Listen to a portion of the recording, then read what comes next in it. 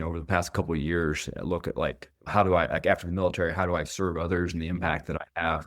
Kind of another level of depth, I guess, to that is the number of people, that I can impact by doing that. Your network is your net worth. Come listen to some of the most successful people I know share invaluable knowledge, stories, and advice in real estate, business, and beyond. This is Weiss Advice. Whether you want to take your business or personal life to the next level, look no further. Welcome back to another episode of Weiss Advice. I am your host, as always, Yona Weiss. Grateful to be here today with another amazing guest. We have someone I've been looking forward to interviewing for a while, Marcus Long. Great to have you on the show. Yeah, thanks for having me. I appreciate you sharing your space with me. It's my pleasure, truly. Someone with, a decorated career in the Navy, we thank you for your service and obviously coming into real estate, which is why most people on this show are interviewed, people that we like to get to know, hear their background, because there are so many people out there listening to this show who have similar stories. And I've heard from many of my listeners, and just want to say right now, grateful to everyone who does reach out. If you're listening consistently, I love to hear from our audience to know what they're going through and what their challenges are. And like I said, so many people are similar stories where they're in a profession, career, for a decade or two or more, and trying to figure out a way, what's the best way to kind of get into real estate and kind of change and transition out of that. And I'd love to hear for our listeners who don't know a little bit more about your story and how you kind of got into real estate. Yeah, absolutely. So it kind of goes, I joined the Navy right out of high school, enlisted in 2001. And my real estate kind of path is kind of aligned or overlaps a lot with military time. Just a few years later, I was actually selected for a commissioning program to become an officer. And they sent me back to the University of Missouri. So go Tigers. But when I went back, I was 22 years old. And that's when I bought my first property. And it was a personal residence. I bought a 3-bed, 2-bath condo, to live in. Right. And of course, before house hacking and all that was termed, I rented out a couple rooms. And when the time came for me to leave that property, I decided to keep it as a rental. And I actually still have it today, just a little over 20 years later and stuff. But that's where it kind of, the real estate portion all began. Mm-hmm. Of course, once I got commissioned, I went off and was doing some pretty operational stuff in the military, submarines and ships and some different things. And I wasn't necessarily super intentional pursuing real estate at that point in time. But over the course of, the next few years, I started buying, a single family house here and there, like every 3 years or something like that. And so as I kind of approached the end of my career, I retired, transitioned out of the military at the end of 2022. Mm-hmm. And as I approached that time frame, probably 2018 or so, I had accumulated about 15 single family houses in that range. And I kind of looked at, there were some personal reasons I decided to transition out really of the military and started having some kids, young kids. And I decided that the military schedule and stuff was not conducive to the life that I wanted to live, with my wife and children. And fortunately, I was approaching a time in which I could retire. So I wasn't too far off at that point in time. And that's kind of when I made the decision that I was going to transition out. I was, I don't really want a 9-to-5. I want something that I have control over a little bit more of my time so that I can be present and spend with them. And that's when I really started. Up to that point, I had mostly done, kind of single family kind of landlord situation, if you will. But that's really when I kind of started looking at, what's available out there from some of the different strategies and kind of started making the shift into what I do now and larger multifamily, primarily like syndication, some JV and stuff as well, but a lot of syndications and stuff. And so that's where my focus is currently. And to take it one step further, I guess a little bit is I think that during that process is kind of where I learned a lot of my joy, the impact I could have for other people, because as I started to talk about transitioning out, it's not always a popular opinion in the military. There's this, and perhaps in corporate world and stuff as well. I'm familiar with military. So it's like, I had done everything up to that point in my career to get promoted and continue to move forward. And sometimes there's this, we get caught up in chasing titles and ranks and stuff. And so when you tell people that you're leaving, sometimes people are like peers or commanding officers or, whoever it might be, like, why wouldn't you go for the next rank? And like, And I had some peers that said, why wouldn't you do 3 more years? Why wouldn't you make the next rank? Like that's an extra $1,000 in retirement every month. Mm. And that's when a light bulb kind of clicked for me, I think, was that I saw this like fixed mindset, Mm-hmm. for some of them, because not to diminish $1,000 a month, but that didn't excite me very much. Right. Like I was like, you have a cap on, you're putting a cap on what you're going to get each month and stuff. And I was like, I think I have a path that I can do much larger than that. And Sure. so I think through a lot of those conversations is where I realized that I worked with some really super smart people. I did a lot of intelligence type stuff, cyber, satellites, different things, and very Okay. intelligent people. But they really just weren't aware of the options and stuff. And so I think that as I transitioned into multifamily, that's one of the things that really brought me joy, is to kind of educate and help and share those opportunities with many of them. Yeah. I mean, it is difficult, especially when most people, myself included, we're not given kind of that financial literacy because, school is training people for jobs, really. And it's not training people for entrepreneurship, not training people for financial literacy. Unfortunately, part of the plague of the, kind of Western culture is kind of being on this rat race, this hamster wheel, whatever analogy you want to have, where it's kind of helping, the greater good of society, but not really the individual. And obviously, in the military is no different in that regard from a W-2, a corporate job, and essentially that's what it is. It's a corporate government, but the same type of thing where you're kind of working for a fixed number of years to get to the next level and get a raise, and that's pretty much it. But there's no potential as entrepreneurship or as real estate has in it for like greater good. And that's actually one of the reasons why I got into real estate as well, as I, was kind of asking around and saw that it was one area or industry that really had no limits. I mean, sales in general can certainly have that benefit as well. If you do it well, there's really no cap, right, on what the potential income or could be. So you're not like, okay, I get another $1,000 a month or anything. I mean, you were probably making at that point from your 15 rental properties more than that. So it was like you Right. could show these people like, hey, like I just do more of this and I'm going to get more than I would Exactly. And doing that's that. what when they started to say that, I was kind of thinking like, well, I'm already getting that from this. And so, and that's the beauty, like you said, in real estate, is there isn't really necessarily a cap, and you have a lot of control over, how active or passive or the strategies that you want to use to lever that based on your own, kind of goals and situations. Yeah. You mentioned the first condo, right? That first property back in school when you were in Missouri. Were you in the military? Were you moving around station to station, different locations around the country or world, or were you kind of stationed in Missouri for most of the time? Yeah, so I did move around a lot. When I was enlisted, I was originally kind of East Coast, like Virginia and stuff, and then they sent me back to Missouri, which I grew up in Missouri, Northeast Missouri, and so that's part of the reason I chose to go back there for school. And then after I graduated, I lived in Hawaii and San Diego and around Colorado, and my last duty station was actually in England and stuff. And so, but most of the time, as I was moving around, most of those single family properties that I had as rentals, I bought back in Missouri, a lot around my hometown and some different places, just like where I was familiar with and had connections and stuff. And so I didn't necessarily, sometimes you have military people that move around and buy a house at Right. every duty Right. location and stuff. I don't know. There's probably some good and bad. I think a lot of times that was the advice in the old days, like, oh, buy one everywhere you go. But like Right. when you think about, I lived in San Diego or Hawaii, and some of them were very expensive markets. And a lot of times when we go there, we buy something based on what we want to live in and not necessarily what makes a good rental. Mm-hmm. And so not that can't be a good strategy if you are thinking about it ahead of time and analyze it as a rental to make sure it's going to work Right. when you leave. But so often we look for the property that we want, and Mm-hmm. may or may not be a good rental property in that particular market. And so that wasn't necessarily a strategy I did. Most of the single families were back in the Midwest. Gotcha. Makes sense. I mean, everyone has a different strategy, as you said, but I definitely see the point when you're in a market that is more conducive to rental growth. Midwest is very relatively lower purchase price, low basis when you're Right. coming into buying a property, and much more feasible.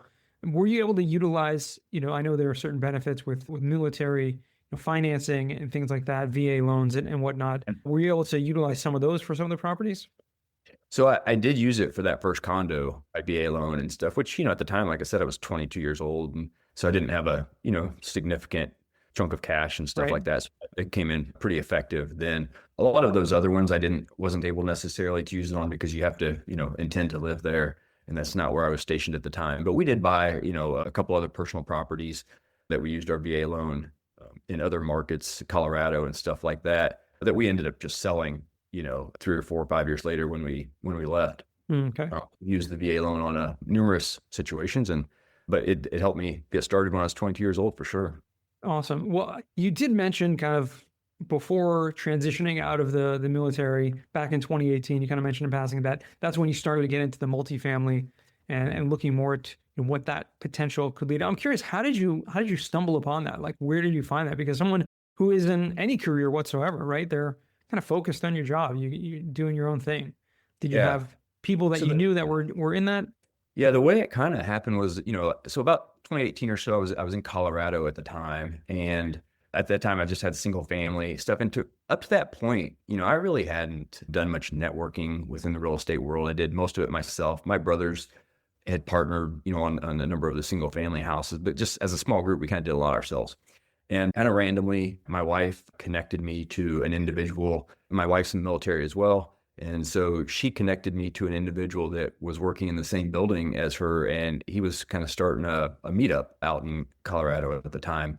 And so we connected, and I went to a few of his meetups, and I was like, you know what, this is kind of cool. Like, I go to work and mention it once in a while, but like, you know how it is, it's kind of a lonely space when no one else is around you. And I was like, yeah, that's kind of cool. We're actually, connecting with other people that are doing similar things. And shortly thereafter, 2019, I moved to England. And, it was kind of I was like, man, I was just getting really into going to these in-person meetups, connecting with people. And, now I moved to England, and there's not really any of that available and stuff. And so, at the time, right after I moved over there was this a mastermind that was set up and started that was for active duty and veterans and stuff. And I joined that mastermind, and I was one of the original 15 members or so at the time. Now it's, a few hundred people, but that's how it kind of started out, even within that first 15 people, and, quickly grew to larger numbers. But there were already people in that small group that were doing different strategies and stuff. And one of them happened to be, a multifamily Right. operator and stuff. And so I learned about that. And shortly thereafter, I actually invested passively myself first because, I was in England. I was thinking like, hey, we're going to go do a bunch of travel. Maybe I won't be quite as active or focus quite as much on the active portion of real estate. And so as I learned about this, I did a little bit of private lending, invested passively in 2 or 3 syndications around the 2020 timeframe. Of course, then, when COVID happened, Right. and we're not traveling quite as much as we had anticipated. And that's kind of when I was like, I have a couple of years until my official retirement. I should use this time to, do the best I can to kind of set up that transition. And as I kind of looked at some of the strategies available and what I thought was best for my skill set, my goals, as well as the opportunity to help some of those other people in the military that I had talked to and stuff, that's kind of how I started going the direction of the multifamily. Yeah. Was that military mastermind, was that the active duty passive income guys, or is it a different group? This one's actually the War Room. Okay. Yeah. I'm not So sure if that's you're familiar. is that Rod Khalif's group? That's David Perret.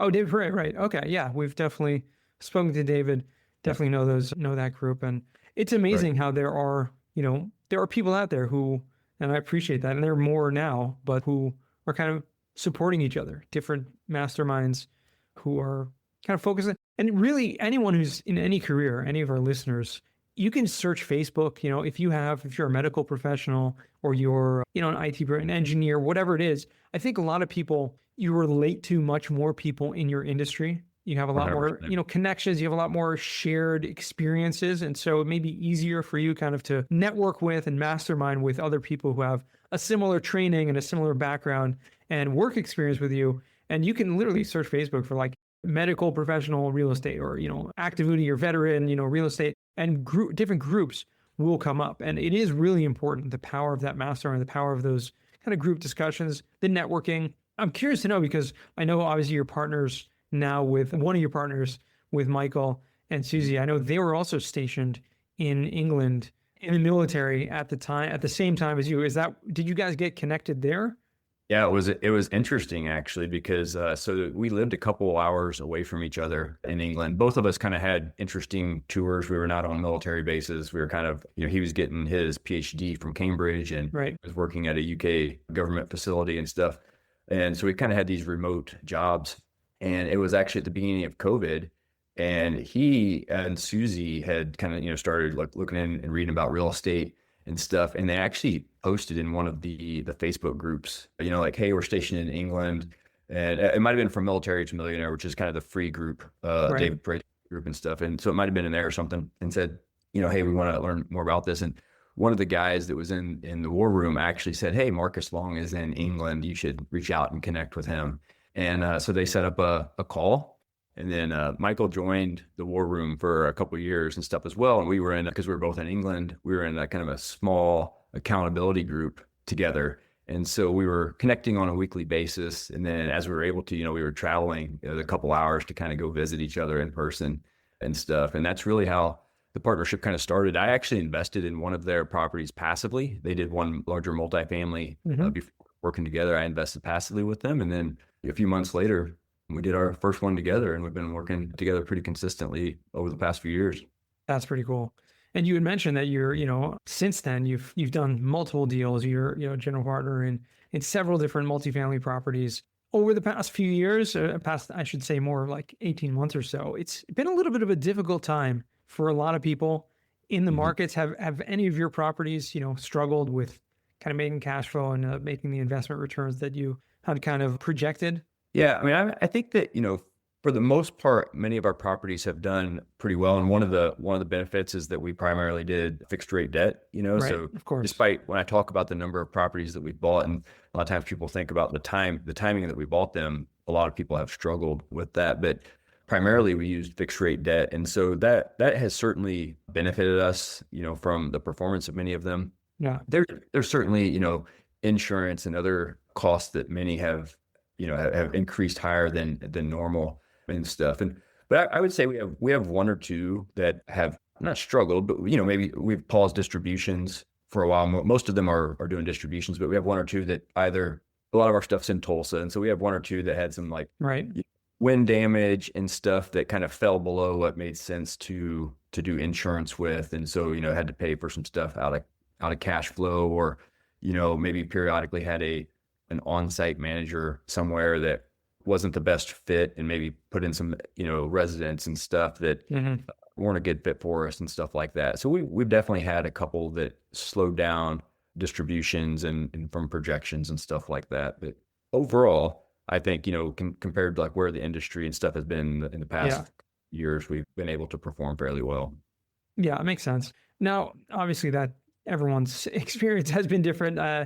Grateful that to be in a situation where you're not bogged down by certain scenarios that come up with different properties. But a lot of it has to do with, like you said, the fixed rate debt, the very conservative underwriting that you guys have, the choice of markets also, right? I mean, you mentioned you had properties in Texas, but Tulsa is one of the main markets where you are focused on, which, if I'm not mistaken, is not too far from where you are in Kansas. It's about, I live just south of Kansas City, so Okay. Tulsa, about 3 hours drive for me to get down there.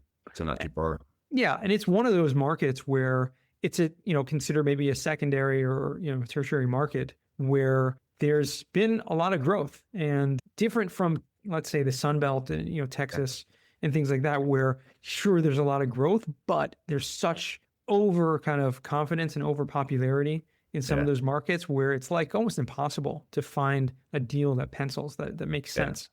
I think, yeah, certainly our, the choice of market, and we have some other stuff in a couple other markets, but a lot of them are very similar. And so, yeah, sometimes when you mention Tulsa, people are like, almost like, you don't hear that quite as much as some of the others. Right. And it's been a great market for us. I mean, obviously there's not quite as much of attention there as some other places. And it doesn't have quite the ups that some markets might have, but it doesn't have quite the downs either. Right. And so it tends to be, I don't want to say slow and steady, but just like this, Mhm. like progressing, kind of Midwest type of market. And it's been very good for us. A lot of the properties that we buy are pretty stabilized occupancy wise. And, Mhm. we look for some opportunities to improve the lives of the residents that are there while increasing kind of the NOI simultaneously and stuff. And so we don't have quite the ups and downs that you have heard or seen in some of the other markets. Like I said, the one that we did pause distributions was in Tulsa, and but we have 4 or 5 that are, within a couple miles of that are doing just great. So it's a little bit more property specific thing. Yeah. Yeah, and I've heard similar things to other markets in and around the Midwest, and the kind of flyover states, as we like to call them. But we had a guest on the show not too long ago who was very prolific in the Omaha market, and was saying similar things. It's really slow and steady, very stable in terms of the market. There is growth; it's expanding, and I think a lot of these cities do have a lot of the Yeah. potential to expand more and grow. But it's not not going to be the kind of rocket fuel like Dallas or Austin or No, any. I think that, sometimes, a lot of people still like Oklahoma would think of like oil and energy and stuff. And Sure. the reality that was historically a lot of what it was, but the reality is in the past decade, when you look at some of the top employers in Tulsa, and probably similar for Oklahoma City and stuff, but certainly Tulsa where we have invested a lot, it's pretty diverse from healthcare. And, I mean, there's Quick Trip, QT has stuff down there. American Airlines has a maintenance hub. Mhm. Amazon distribution centers is big. Mid-American Industrial Park where Google is. And so there's quite a bit of variety and stuff there that I don't think people have just appreciated or are aware of Right. in the market.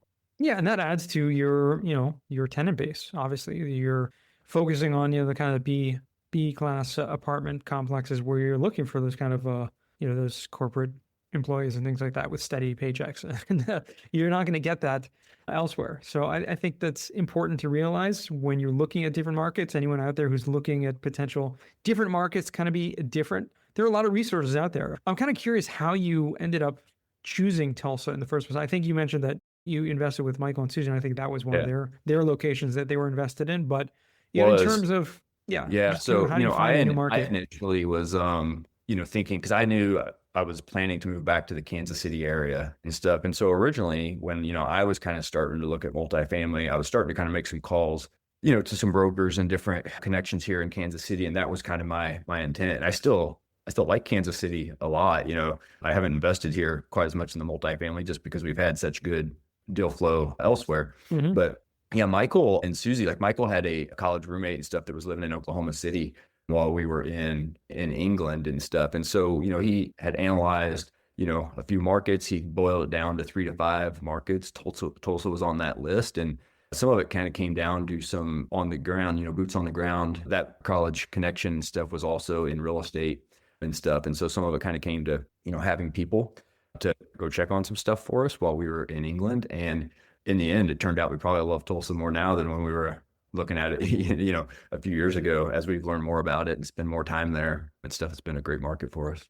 Sure. Listen, any market that is successful and its returns will grow on you, but it's just a matter of how do you find that in the first place? What do what kind of factors are you looking at to make sure that it makes most sense, with your business plan, with your strategy, with the investors, what their goals are, et cetera. And obviously Tulsa checked a lot of those boxes. So for finding that. Yeah.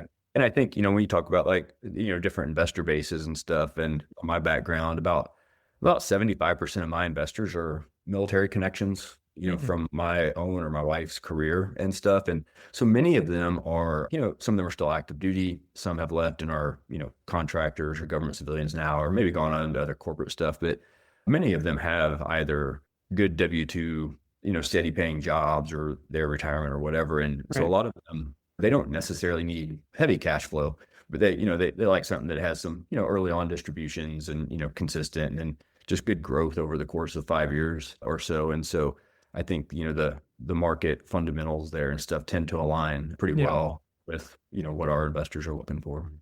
Makes sense. Well, good for you. I appreciate you sharing kind of the story that got you there. Curious to know what you're looking at going forward. I mean, obviously you've done some deals, but the market has been a little bit difficult in the past, 12, 18 months or so. What are you looking for going forward? Are you still trying to acquire new properties, same markets, different markets? Love to know what your focus is on in the next, I don't know, 24 months or so. Yeah, I mean, I think that, right now, like we're staying pretty steady we have on a couple different, teams and stuff there that I work with in Oklahoma and Texas and stuff. We've been able to stay fairly consistent with acquisitions, even in a fairly challenging time, and we've just been able to fortunately find a couple opportunities that align well despite the kind of challenging economic situation sometimes. But for the time being, like that's kind of what's working for us. I'm not necessarily, we've had pretty good flow in some of the tertiary Texas markets as well as Oklahoma and stuff. So not specifically looking to expand markets. I'll probably kind of stay with that. At some point, I might have missed the boat a little bit on Kansas City. I probably, it would have been nice to have been in a few years ago and stuff. But Right. I think probably just being local here and stuff at some point in time, I'll probably do a little bit more here locally as well when the time is right. Makes sense. And, the market has changed and is going to change. And it's just a cycle. You got to figure out what the strategy is at each point in that cycle. So, I mean, good for you going forward. One thing that you've spoken about, and we spoke about this. I think we had some comments maybe on LinkedIn going back and forth about this, but I recall, and actually maybe it was a couple years ago, maybe, that I had a giveaway where I was giving away like free audiobooks or something like that. And for some reason, I'm not sure, correct me if I'm wrong, but there was something about like financial literacy for children. And I think that was something that you were really into and talking about. Obviously, your children is something that you want to impart to them. Am I remembering this wrong? It's just Yeah, no, it's probably accurate. Yeah, I've done, of course, I think as we're recording this, we're in April, which I think is the financial literacy month for children or something. Okay. I could be wrong on that, but I think it is. But no, that is correct. It's always been a big, my kids now are 10 and 7. And, it's always been a big thing for me to try to start early. And early on, I have a couple of friends that wrote some, young children's books that we, tried to have them reading stuff. And we did some kind of unique things also. Like when we were in England, we sold our kids like the microwave and toaster, right? We kind of almost set up this like rent schedule, almost like it was a piece of real estate. And so for each day that it was used, we'd kind of like mark a box and they got, a certain amount and stuff. So we've just tried to do some different creative things like that when they were young. Everyone learns a little bit differently. And so we tried to do a variety of things to kind of see what kind of caught on and stuff. And then more recently, as I come back, I try to, it gets a little tricky sometimes because, Tulsa being the closest properties, it's not always easy just to take them over somewhere. But, Right. whenever with the school schedule and things, I do try to take them on trips down there. Like they know my partners, they'll sit at dinner and hear us have those conversations. And then about 18 months ago or so, maybe a little bit less, but they're actually part of a teenage tycoon, like a kind of it's a teenage mastermind, if you will, even though they're probably on the younger side for the members, but really cool, have had access to a variety of entrepreneurs. I mean, including some names like Russell Brunson and names like that and stuff that come on and chat with them. And then also just everyday entrepreneurs like myself, that share some of the parents and different things. And that's been kind of a cool experience too, because even though like I try to expose and teach them and learn, sometimes it's dad, right? Or it's a little harder. Real estate, multifamily isn't the most, they see me because of the distance. They see me on a phone and a computer a lot. And like, that's not that exciting, right? And so but when in this group, when, they get to hear from people that are doing YouTube videos, or maybe they're selling stuff on Etsy or, Pinterest, whatever they might be doing, just a variety of different entrepreneurial type things, they can kind of start to have an aha moment of something that resonates with them. Like my daughter is kind of like artistic and stuff. And so that she might get excited about might not be the same things that I am. And so that's been a pretty powerful tool and stuff for them as well. And how old are they, just for context at this point? Yeah, my daughter's 10, my son's 7. Okay. Yeah. So, I mean, a little bit on the younger side, but it does, it goes to show you kids absorb really everything. And it's about what you choose to kind of put in front of them and what you choose to, focus on. And they'll pick up on a lot. And, some people might think, oh, that's too young to kind of, no, they can grow a lot and learn a lot, especially about finances. I think that for me, it's important. Like I try just not to force it, right? Like there's Zoom calls in that mastermind, like every Thursday night. And if we're home and we're sitting around and stuff, I try to have them jump on. But, if they're out being kids or if we have something going on, just not pushing it too hard at the age that they're, kind of let them lead what they're ready for. Makes sense. Well, Michael, I'd love to transition now to what we call the final 4. As you know, these are 4 questions I like to ask all my guests. So first question to you is, what's the worst job that you ever had? And before I actually let you answer that question, I just want to, maybe you were going to say this, but you mentioned joining the military literally right out of high school. So I don't know if you had too many jobs, but you could, answer this something within the military or something like that. I'll let you answer it however you want. Yeah, it is a little bit tricky because I did join right out of high school, and there's probably some shorter periods in the military where it weren't quite as exciting or something than others and stuff. But in reality, I had a great career and stuff, and I think going back into high school, I kind of grew up in rural Missouri, and so you kind of worked on a lot of farm and, different hodgepodge jobs and stuff, if you will. And I don't know, perhaps what I would probably say is I worked in some different like pig or hog farms and stuff, and not that I necessarily minded the work specifically, but it's a pretty smelly job, so sometimes early morning hours or late at night, shipping hogs out on a semi or something. And, sometimes it's really just hard to get that smell out of your hair or clothes or whatever. So not always what you want, not showering for 30 minutes to try to get the smell out of your hair at midnight or something. But yeah, that's probably, I don't have a wide range of jobs to choose from, but that's probably the one I'd throw out there. All right, hog farming or military. I mean, it's really one or the other, but I'd go with the hog farm. Yeah, for sure. Second question, what's a book you've read that's giving you a paradigm shift?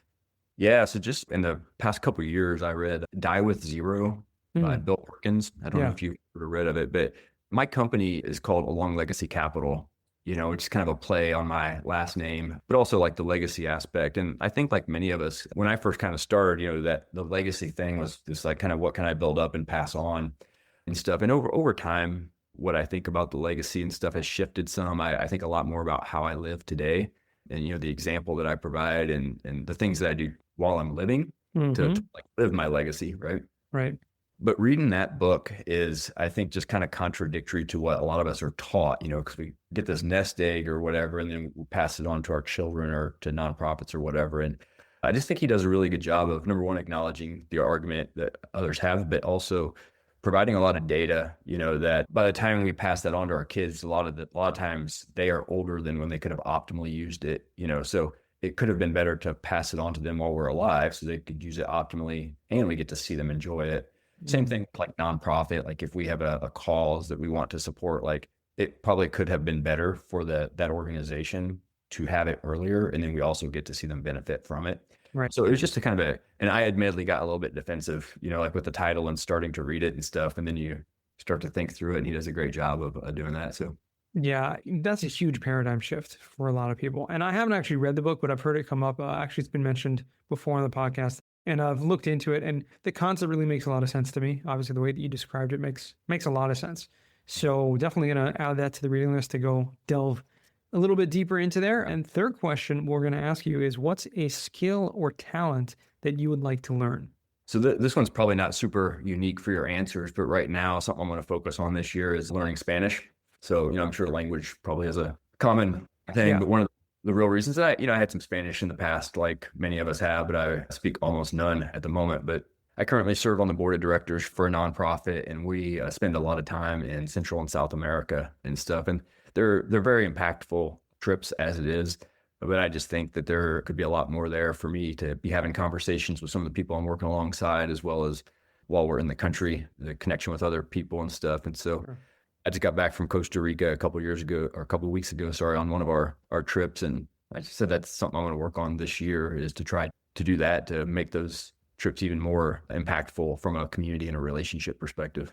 Sure. Absolutely. And you're right. Absolutely right. It is actually one of the most common answers we get is to learn a new language, which is fascinating because it really does open you up to a lot. So yeah, definitely recommend that. And fourth and final question is, what does success mean to you?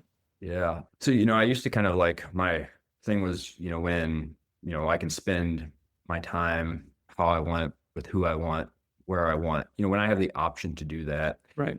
Like that's successful for me. And I think that's still true. But, I think that as I, over the past couple of years, I look at like, how do I, like after the military, how do I serve others and the impact that I have?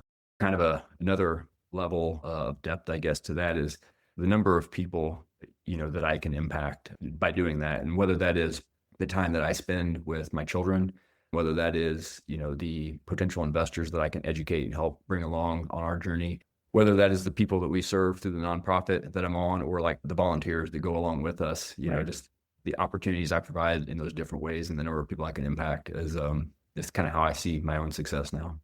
Awesome. Love that answer. And it is, a little bit more, a little different than kind of the standard. A lot of people, like you said, that, with that, when I, blah, blah, blah, blah, blah, blah, my editor will take that out, obviously. We got to have bloopers on the show or else it's not going to be fun. But no, I mean, success can mean so many things to so many different people. So I appreciate, different perspective on that. And I'd love to get different perspectives, which is why I asked the question. So Thank you. And thank you again for joining me on the show. And before we go, I'd love for you to give the opportunity to our listeners to let them know where they can find you or reach out to you if they want. Yeah, thanks again for the opportunity, Yona. Probably the best one-stop shop is our website, alonglegacy.com. So it's alonglegacy.com. And there's a Calendly, a link on there. You can send an email from there, whatever works best. Happy to connect if I can help anyone in any way. Awesome. And we'll make sure to include that in the show notes along with, your social media where people can find you as well, I'm sure. But the best place, obviously, right? Like you said, the website, check that out, alonglegacy.com. Well, Marcus, been a pleasure. Thank you so much. And I wish you much continued success going forward. Thank you very much, Yona. And to our listeners, thank you guys for joining once again, all the way to the end. Grateful for you. And remember, until next time, the best advice comes only when you ask. Real quick, I have one question for you. Did you like this episode? If you did, I want to ask you a huge favor. See, the biggest thing that helps this podcast grow and that will spread this message to the whole world is that if you leave a review, a rating, and subscribe to the podcast. What that does is it basically tells the platforms that this podcast is out on is that you like my stuff and I'm doing something right. So take a few seconds out of your day, hit that subscribe button, leave a rating or review. I would be extremely grateful. Also, I want to hear from you guys. So I want to hear some feedback. If you have any questions for future episodes, please find me on LinkedIn, send me a DM, a connection request, Yona Weiss, and I'd love to hear from you.